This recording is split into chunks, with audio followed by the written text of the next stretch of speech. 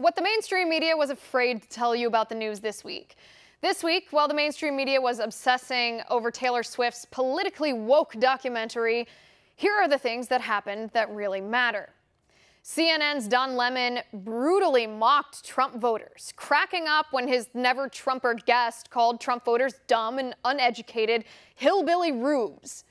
And then, when Don Lemon was called out for insulting, demeaning, and mocking Trump voters, Lemon insulted us again by pretending that we misunderstood his fit of laughter. But did the mainstream media report on this? Did Lemon's CNN colleagues scold Lemon for his disrespect, his lack of tolerance for people who don't think like him and don't talk like him? Nope, the mainstream media didn't say a word, probably because they agree with Lemon. A newly resurfaced video of John Bolton from August of 2019 shows Bolton talking about the now infamous phone call between Presidents Trump and Zelensky, and saying that phone call was warm and cordial.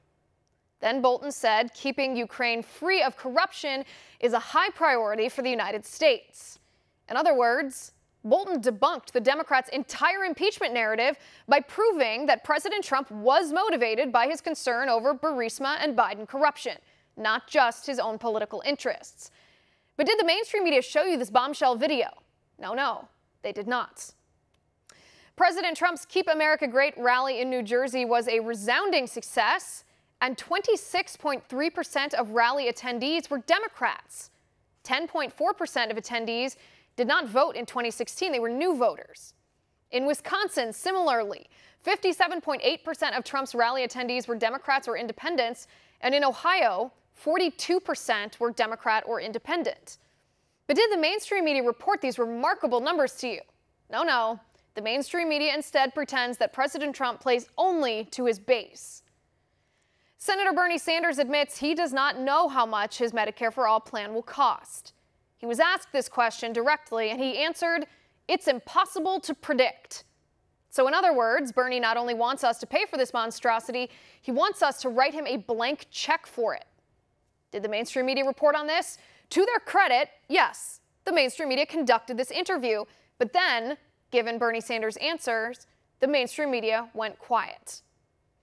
The Fifth Circuit Court of Appeals rejects transgender pronouns, thanks to a Trump-appointed judge named Kyle Duncan. The defendant, born a biological male, wanted to force the judges and everybody involved in the proceedings to call him a girl and use female pronouns. And the judge says, nope, there's no reason we should have to do that. Judge Duncan continued to call the defendant he and him.